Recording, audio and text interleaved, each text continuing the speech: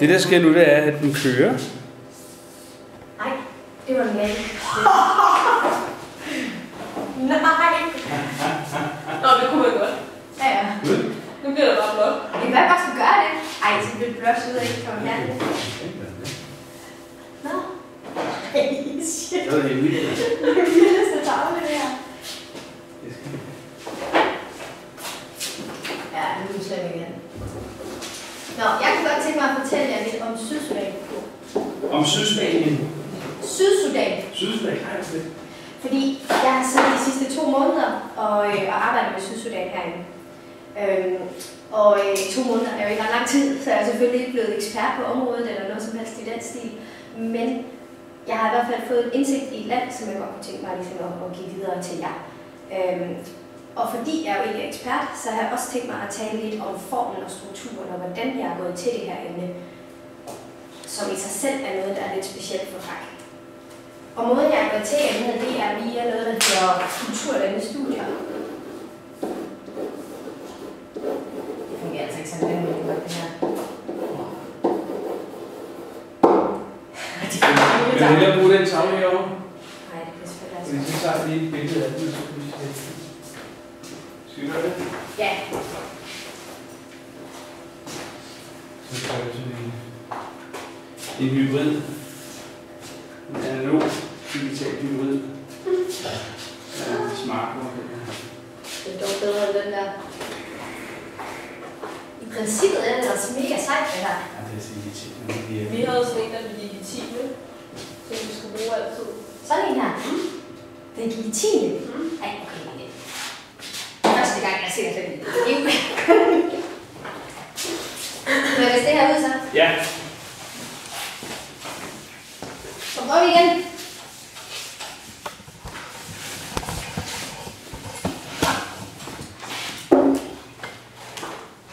Og det her, det er sådan en, der godt må strege på marker. Godt. Sydsudan.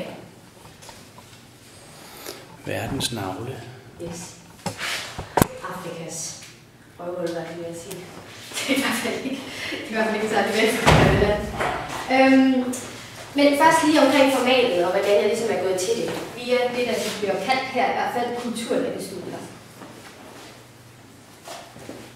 Og kulturlandestudier er noget, man laver, fordi at man tænker, at det er en god idé at give soldater, der skal sendes ud et eller andet sted, et eller andet grundlag for at forstå den kultur, som han skal møde. Og man gør det på en helt bestemt måde. Man gør det via 5 dimensioner, og den første dimension, den kalder man den fysiske dimension. Og jeg skriver lige dimensionerne op, fordi så bagefter, når jeg fortæller noget om Sydsudan, så kan vi ligesom forholde os til dem. Så den første hedder den fysiske. Den næste hedder den økonomiske. Og den næste hedder den sociale. Og den politiske. Og den sidste hedder den trosmæssige, eller tro og symbol, eller hvad der passer til konteksten, hvad man har lyst til at kalde det. Trosmæssige idé.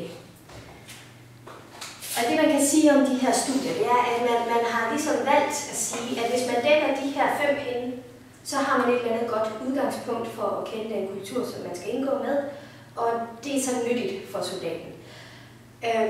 Jeg vil gerne have, at I forholder jer en lille smule kritisk til selve formatet, når jeg fortæller jer om det, fordi det er jo sådan, at hver gang man prøver at putte ting ned i kasser, så laver man allerede en eller anden prædefinition på, hvordan det er bedst at gøre noget. Og når det kommer til kultur, så kan det godt være en smule problematisk, har jeg lært, at jeg har været herinde, fordi der sidder en masse antropologer, der ved en masse om det. Så kan det godt være lidt problematisk det der med, at man allerede fra forhånd ligesom har en vis forståelse af det, man skal møde. Det kunne jo være, kunne man sige, at det var bedre, hvis man bare lærer soldaten ikke alt muligt om landet, så man har alle mulige idéer om, hvordan landet er anderledes fra Danmark, men i stedet for, at man bare lærer soldaten at gå åbent ind i mødet med den nye kultur.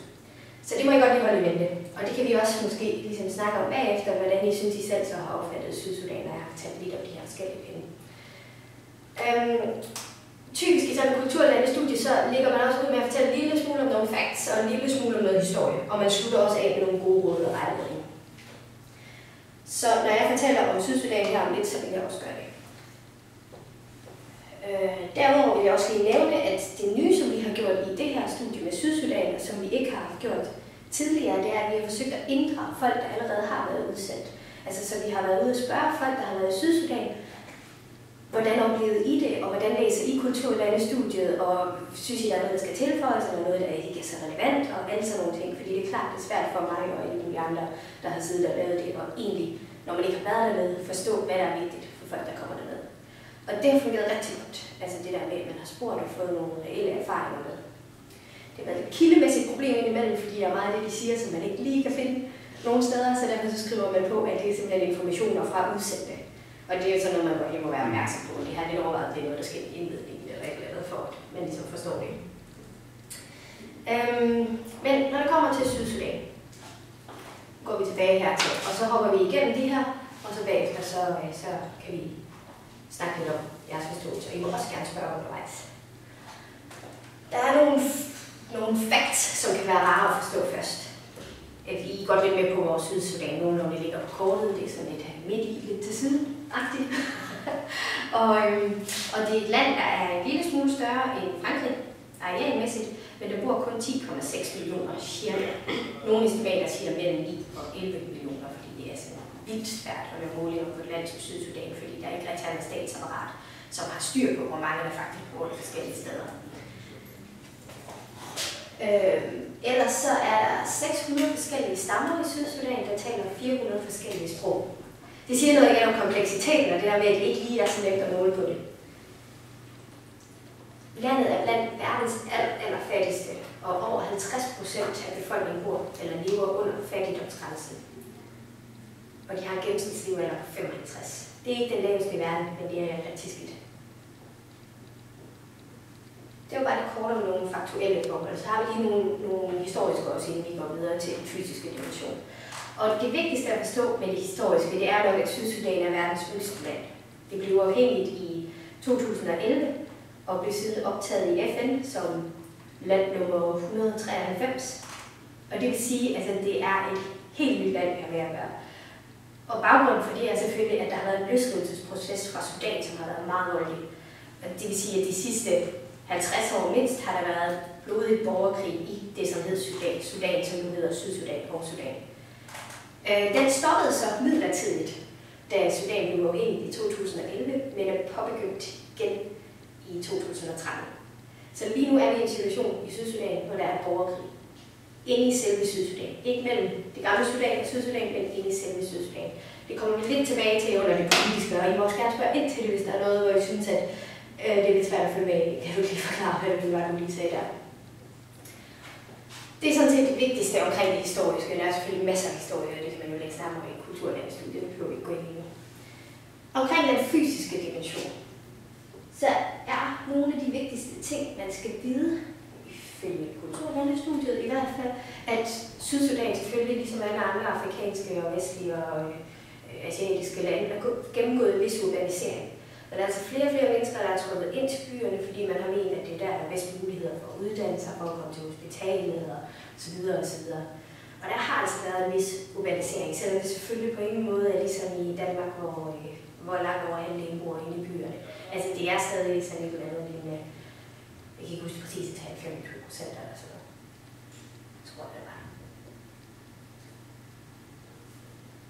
Så ud over det, når man ser på den fysiske dimension, så kan det være ret svært med Sydsudan at sådan finde ud af, hvordan man skal karakterisere landet. Man kan gøre det, at man inddeler landet efter nogle administrative distrikter. Der er omkring 10 af dem. 10 store distrikter rundt omkring i landet, som ligesom administrerer som delstater nærmest. Men de bliver ikke helt kaldt delstater. Det er noget i den måde. Administrative distrikter.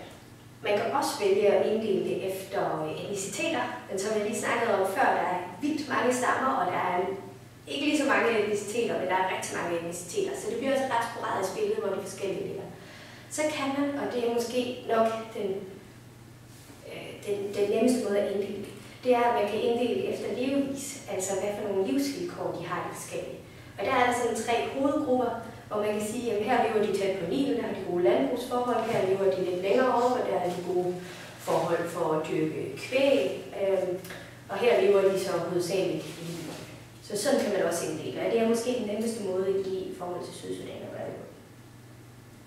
Så er der tre andre ting, som man bør bemærke under den fysiske dimension. Den ene, det er bygninger, altså hvordan bor de.